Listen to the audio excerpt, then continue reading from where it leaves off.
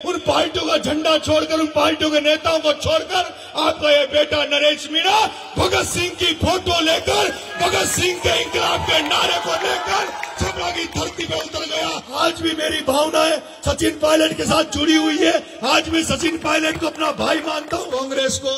इस नरेश मीणा में क्या कमी नजर आती है, इस आदिवासी बच्चे में क्या कमी नजर आती है, जिस आदिवासी इस नरेश मीणा को निर्दलीय के रूप में छपरा में 44,000 वोट वहां की जनता ने दिए, जिस नरेश मीणा को वहां से अपने जिले से 400 किलोमीटर दूर टोंक जिले की देवली उनियारा की जनता ने 60,000 वोट दिए और उस कांग्रेस पार्टी ने जिसको टिकट दिया उसके जमानत जब्त करवाई। अपमान का घूंट पीकर भी राजेंद्र गुडा मेरे परिवार को संबल बढ़ाता रहा, हौसला बढ़ाता रहा, हमारे परिवार के साथ खड़ा रहा। हमारे परिवार को ताकत थी जब परिवार टूटने वाला था, उस समय अगर किसी ने संभाला तो राजेंद्र गुडा जी ने संभाला। बीजेपी में आजा,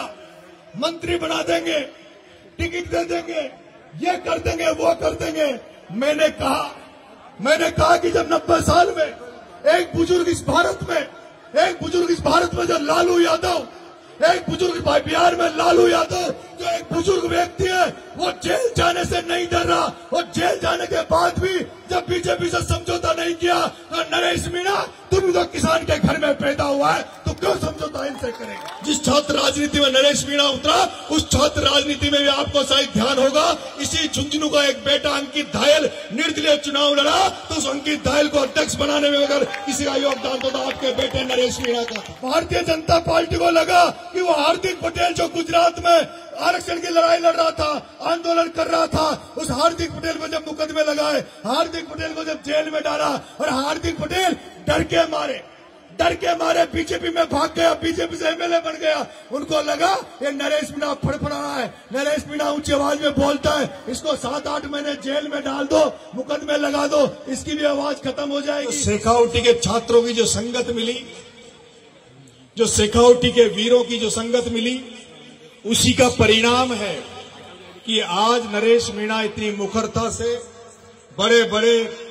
नेताओं के खिलाफ, बड़े बड़ी सत्ताओं के खिलाफ बोल पा रहा है। 300 अंग्रेज आकर इस भारत की भी करोड़ों की जनता को कब्जा कर लेते हैं, बाहर से विदेशी आकर इस भारत की जनता पर कब्जा कर लेते हैं। करोड़ों लोग होने के बावजूद भी गिनती के लोग आकर इस देश को गुलाम बना देते हैं, क्योंकि इस देश में गुलामी का तत्व भरा हुआ है, यहाँ स्वाभिमान मर चुका है। पूर्व मंत्री बड़े भाईचा राजेंद्र जी गुडा साहब, आज के इस कार्यक्रम के आकर्षण, जिनका आज ये जन्मदिन है, जिनको शुभकामनाएं देने, लंबी उम्र की कामना करने की, उसमें आज मैं आपके बीच में यहाँ आया हूं भाई सीएम गुडा, और आप सबके दर्शन करने के लिए मैं तो आया ही हूं, लेकिन मेरे साथ साथ मैं अपने बेटे को भी लेके आया हूं आपके बीच में, क्योंकि राजस्थान विश्वविद्यालय में नौकरी लगने के मकसद से 1999 में 12 से चलकर जयपुर आया था, लेकिन राजस्थान विश्वविद्यालय में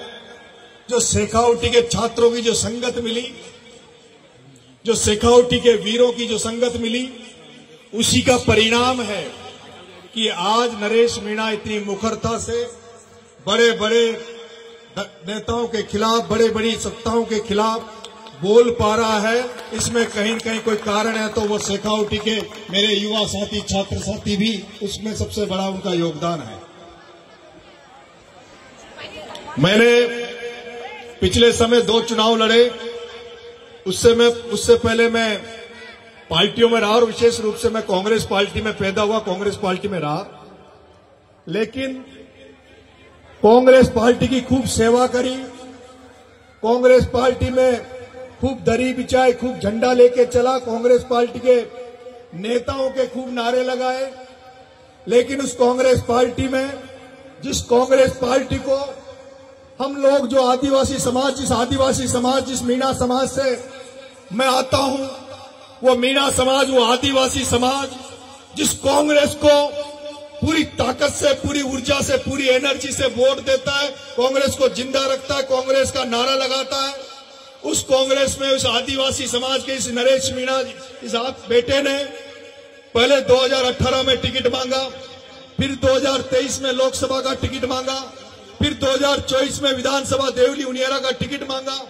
लेकिन पता नहीं उस कांग्रेस को इस नरेश मीणा में क्या कमी नजर आती है, इस आदिवासी बच्चे में क्या कमी नजर आती है, जिस आदिवासी इस नरेश मीणा को निर्दलीय के रूप में छपरा में 44,000 वोट वहां की जनता ने दिए, जिस नरेश मीणा को वहां से अपने जिले से 400 किलोमीटर दूर टोंक जिले की देवली उनियारा की जनता ने 60,000 वोट दिए, और उस कांग्रेस पार्टी ने जिसको टिकट दिया उसके जमानत जब्त करवाई, 30,000 वोट दिए। लेकिन पता नहीं उस कांग्रेस में क्या कमी नजर आती है नरेश मीणा में। लेकिन उसके बाद कई बार टिकट मांगा, कई बार हुआ, और जब लगा कि नरेश मीणा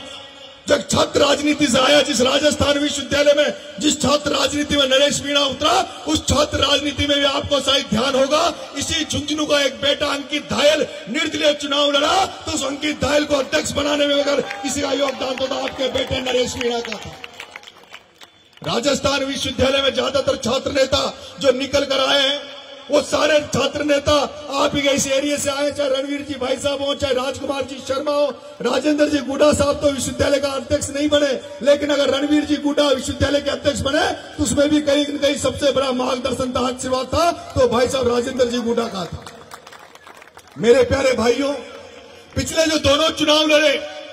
जब पार्टियों में भरोसा उठ गया, नेताओं की दरी उठा के झंडा उठाते उठाते भरोसा उठ गया, तब सोचा कि नरेश मीणा अगर तुझे तो कोई मौका देगा तो ये जनता जनार्दन देगी, जनता के बीच चला जा, जनता को याद दिला कि जनता के पास जाकर उनको जगह, उनको पता कि किस तरह की राजस्थान में राजनीति होनी चाहिए। और इसीलिए उन पार्टियों का झंडा छोड़कर, उन पार्टियों के नेताओं को छोड़कर आपका ये बेटा नरेश मीणा भगत सिंह की फोटो लेकर, भगत सिंह के इंकलाब के नारे को लेकर छपरा की धरती पर उतर गया, और उसके बाद देवली उनियारा की धरती पर उतर गया। उस भगत सिंह की फोटो लेकर जिसने इस भारत में इंकलाब का नारा दिया, जिसने क्रांति, इस भारत में क्रांति को पैदा किया। और एक परसों में एक बहुत बड़े नेता से मिला, मैंने कहा भाई साहब राजस्थान की राजनीति को बदलना चाहता हूं। राजस्थान में जिस तरह से दलीय राजनीति हो रही है, जिस तरह से पैसों की राजनीति हो रही है, जिस तरह की वंशवाद की राजनीति हो रही है, भाई साहब उस राजस्थान की राजनीति को बदलना चाहता हूं। उस नेता ने कहा ये भारत की संस्कृति रिवोल्यूशन की नहीं है, भारत की धरती क्रांति की नहीं है, भारत की धरती रिएक्शन, प्रतिक्रिया देती है, रिएक्शन देती है, यहाँ क्रांति नहीं हो सकती। इसीलिए कारण है कि 300 अंग्रेज आकर इस भारत की भी करोड़ों की जनता को कब्जा कर लेते हैं, बाहर से विदेशी आकर इस भारत की जनता पर कब्जा कर लेते हैं, करोड़ों लोग होने के बावजूद भी गिनती के लोग आकर इस देश को गुलाम बना देते हैं, क्योंकि इस देश में गुलामी का तत्व भरा हुआ है, यहाँ स्वाभिमान मर चुका है। यहाँ हर घर में जब तक भगत सिंह पैदा नहीं होगा, हर घर में महाराणा प्रताप पैदा नहीं होगा, हर घर में सुभाष चंद्र पैदा नहीं होगा, हर घर में अंबेडकर पैदा नहीं होगा, हर घर में ज्योतिबा फुले जैसे महान पुरुषों की तस्वीरें नहीं लगेगी, जब तक इस भारत का भला होने वाला नहीं है। मैंने कहा भाई साहब राजस्थान विश्वविद्यालय में ये आपका छोटा भाई जब 12 से हाड़ौती से चलकर, उस हाड़ौती से जिसके पहले नरेश मीणा के पहले कोई जयपुर में पढ़ने नहीं जाता था, उस 12 से जो दक्षिण में दूर दराज का क्षेत्र है, जहाँ शिक्षा नहीं है, जहाँ कुछ नहीं है, वहां से आकर जब नरेश मीणा राजस्थान विश्वविद्यालय की राजनीति को बदल सकता है। राजस्थान विश्वविद्यालय में जो लोगों को प्रतिनिधित्व नहीं मिल रहा था, जिन किसानों को, बच्चों को प्रतिनिधित्व नहीं मिल रहा था, उनको प्रतिनिधित्व दिला सकता है। तो जब नरेश मीणा राजस्थान विश्वविद्यालय का बिना अध्यक्ष बने, राजस्थान विश्वविद्यालय में जहाँ पढ़े लिखे बच्चे आते हैं, राजस्थान के सबसे अच्छे बच्चे वहाँ पढ़ने आते हैं, जब उनमें 20 साल राजनीति कर सकता है, तो ये जो राजस्थान की विधानसभा है, ये जो 200 राजस्थान की विधानसभा में एमएलए बैठते हैं, इनमें तो 5-10 लोग ही पढ़े लिखे, 5-10 लोग ही लड़ने वाले हैं, बाकी 190 एमएलए तो ऐसे लोग हैं जिनको ना तो बोलना आता है, ना लड़ना आता है। तो इस राजस्थान विधानसभा में जो नरेश मीणा चुनाव लड़ लिया, तो आने वाला समय जिस तरह से राजस्थान विश्वविद्यालय में नरेश मीणा का चला था, वैसे राजस्थान की राजनीति में भी नरेश मीणा अपनी छाप छोड़ने वाला है, अपना बदलाव करने वाला है। मेरे भाइयों, छात्र राजनीति से निकल कर आया हूं, और जब छात्र राजनीति से निकल कर आया हूं तो पढ़ने का शौक है, किताबें पढ़ता हूं, महान पुरुषों को देखता हूं, महान पुरुषों को पढ़ता हूं। और विशेष रूप से जब भगत सिंह को पढ़ता हूं तो भगत सिंह 23 साल का एक भगत सिंह 23 साल का बच्चा इंकलाब का नारा देता हुआ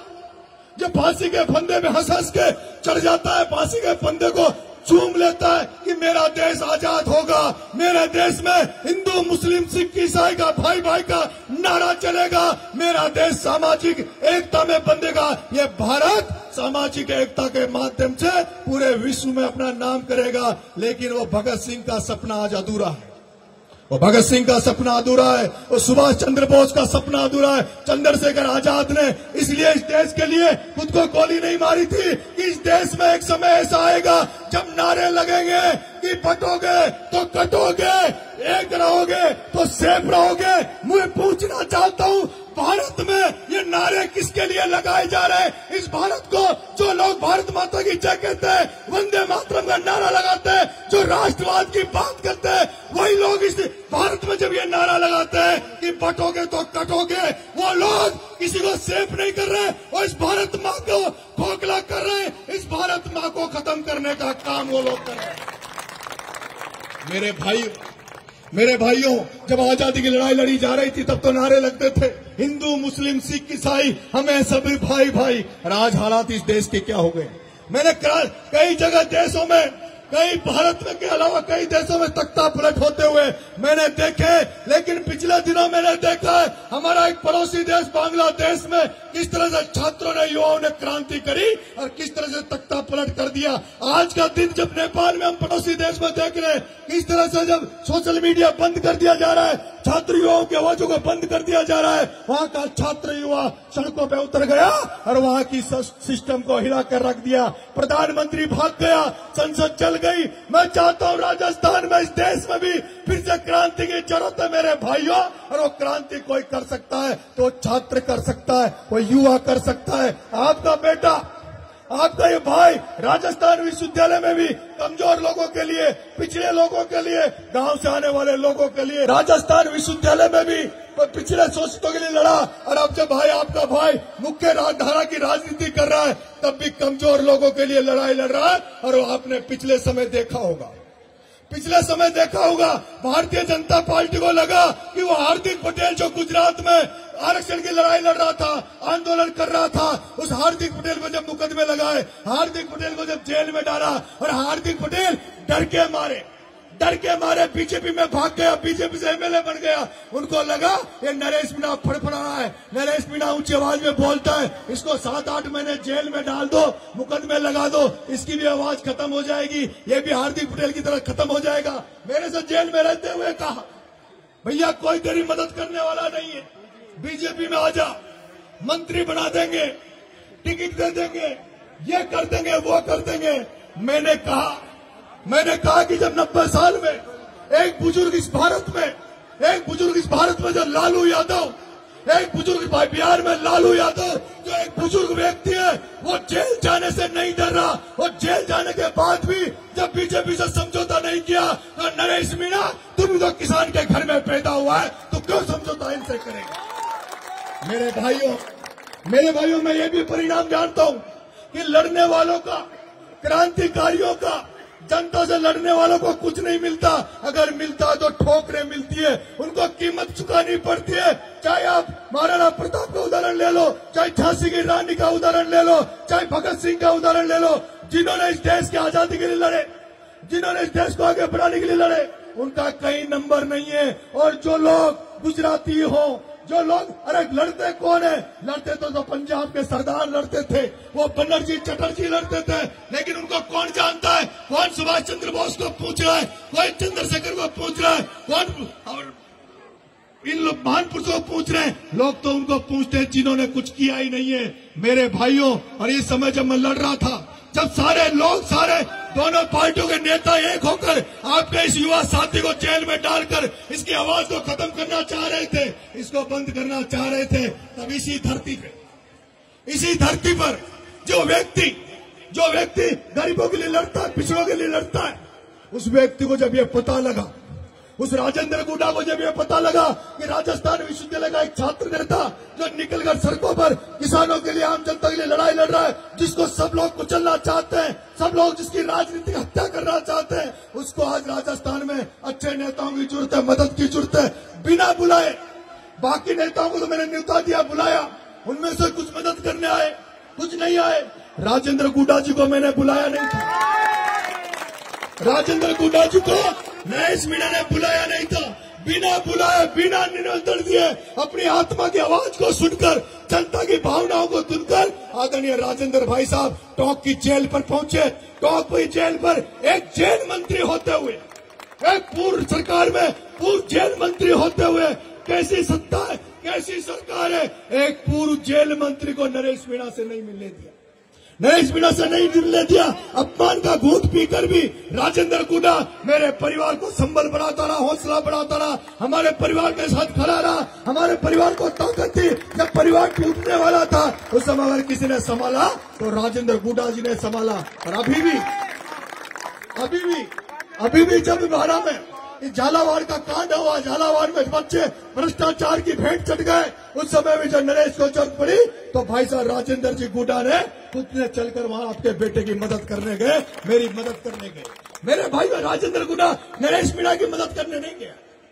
राजेंद्र गुड्डा केवल नरेश मीणा की मदद करने नहीं गया, राजेंद्र गुड्डा इस राजस्थान के लाखों युवाओं की भावनाओं की कदर करने गया है। राजेंद्र गुड्डा आयोग के बच्चे युवा लड़ रहे हैं, जो धन्ना सेठों से लड़ रहे हैं, उनके हौसले को अफजाई करने राजेंद्र जी गुड्डा गए। कल मुझे पता लगा, मैं कल ही जयपुर आया था, मुझे तो पता भी नहीं था, और इस कार्यक्रम का मुझे कहीं फेसबुक पे कहीं डल भी नहीं रहा था कि बेटे का जन्मदिन है, भाई साहब ने भी नहीं डाल रखा था। मैंने तो कल वैसे ही फोन किया, भाई साहब मैं जयपुर आया हूं, आपसे मिलना चाहता हूं। तो भाई साहब ने कहा कल बेटे का जन्मदिन है, बेटे का जन्मदिन है। बेटे के पिछले जन्मदिन पे अशोक जी गहलोत साहब आए, बेटे के जन्मदिन पे आशीर्वाद देने पायलट साहब आए,